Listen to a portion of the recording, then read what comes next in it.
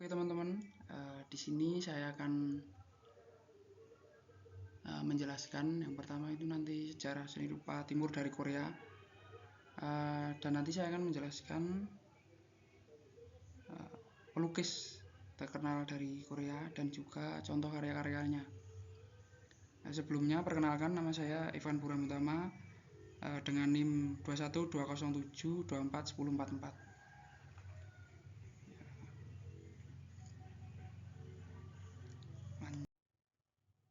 Oke, yang pertama itu sejarah awal. Artefak seni awal Korea mengidentifikasikan pengaruh dari Cina yang dimulai dengan berdirinya koloni-koloni Cina pada tahun 1008 sebelum Masehi di bekas wilayah kerajaan Gojoseon. Agama Buddha diperkenalkan dari Cina pada tahun 372, menjadi sumber inspirasi karya seni bangsa Korea sampai abad ke-15. Pada masa tiga kerajaan, karya-karya seni rupa Korea diciptakan dalam bentuk-bentuk arsitektur, pagoda, terus perhiasan, tembikar, dan ukir-ukiran sebagai dedikasi terhadap Buddhisme. Bentuk keterampilan seni orang dari kerajaan Goryeo diperlihatkan dengan lukisan dinding jadi di sana itu di kuburan-kuburan kuno di ibu kota pertama Goryeo. Terus ini di sebelah kiri ini ada gambar patung Maitreya. Jadi patung Maitreya itu bisa disebut Buddha dari masa depan, terbuat dari perunggu yang dari kerajaan Goryeo. Jadi lukisan dinding pada makam-makam Goryeo yang kebanyakan ditemukan di sekitar Siban dan Pyongyang itu menunjukkan kebesaran seni kerajaan ini, seperti itu. Nah, itu sejarah awalnya. Terus ini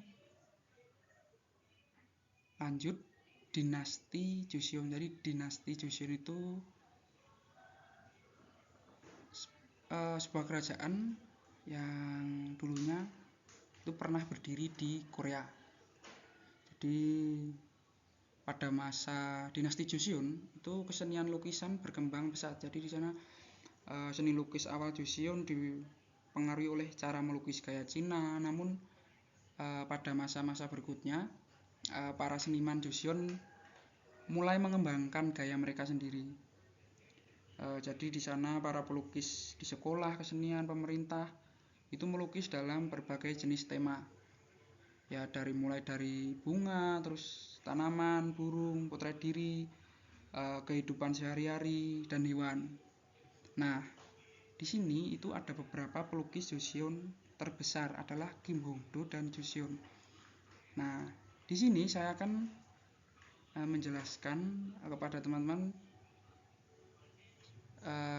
seorang pelukis dari dinasti Joseon, yaitu Kim Hong-do. Jadi di sini kita akan mempelajari tentang pelukis Kim Hong-do. Oke. Nah, ini. Jadi di kiri ini fotonya. Jadi penjelasan singkatnya itu Kim Hong-do, sebutannya di sana Danmun. Tanggal lahir tak diketahui. Tahun 1745 sampai meninggal pada tahun 1806. Jadi dia itu adalah seorang pelukis dari dinasti Joseon. Lukisan-lukisan karya Kim Hong-do menampilkan aktivitas dan kehidupan masyarakat Korea secara nyata pada masa akhir dinasti Joseon. Ia juga dianggap sebagai salah satu dari 4 pelukis besar Korea, seperti itu. Nah, ini kehidupan dan karir si pelukis. Jadi Kim Hong-do itu lahir pada tahun 1745 dalam masa pemerintahan Raja Yengju. yang berkuasa pada 1724 sampai 1776 di kota Ansan, provinsi Gyeonggi. Nah, jadi Kim Hong-do ini keluarganya rakyat biasa dari klan namanya Kim, dari Kim Hae. Kim Hong-do itu berbakat dalam bidang seni lukis dan kaligrafi sejak kecil. Jadi dia sejak berusia 7 tahun ia belajar seni lukis kepada Kang Sing Hwang, terus seorang pelukis dari golongan bangsawan. Dalam catatannya yang berjudul Dan Wongi, Kang Sing Hwang ini yang mengajarkan melukis Kim Hong-do menuliskan tentang bakat Kim yang ia kenal sejak kecil.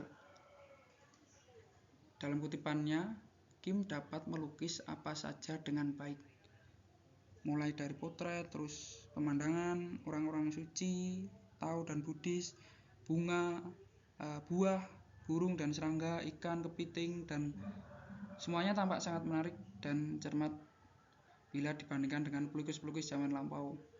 Tidak satupun yang dapat menandinginya. Nah, itu penjelasan singkat tentang kehidupan dan karir Kim Hong-do. Nah, terus lanjut. Nah, ini contoh lukisan-lukisan terkenalnya. Yang pertama itu ini berjudul Seudang. Seudang itu artinya sekolah. Seudang jadi sekolah di era Joseon dengan anak-anak yang sedang belajar bersama guru. Terus sang guru terlihat sedang memarahi seorang murid sampai menangis, sementara murid-murid lainnya menertawakan. Ya, itu penjelasan deskripsi mengenai lukisan tersebut. Terus yang kedua itu berjudul Sierum, tadi artinya bergulat.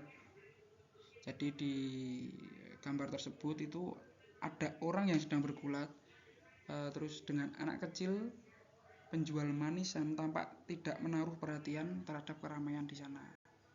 Nah, itu deskripsi dari lukisan tersebut. Terus yang ketiga itu berjudul Mudong, artinya anak penari. Jadi dijelaskan di sini deskripsinya itu yaitu lukisan seorang anak yang mengayunkan selendang panjang di lengan bajunya diiringi pemain musik. Nah, itu. Oke, jadi sepertinya cukup. Saya sudah menjelaskan tentang tadi ada sejarah, terus dinasti Joseon, terus pelukis terkenal dari dinasti Joseon yaitu Kim Hong-do. Tadi ada profil singkatnya, terus karirnya dan contoh-contoh lukisan-lukisan terkenalnya. Jadi mungkin cukup. Terima kasih. Sampai jumpa.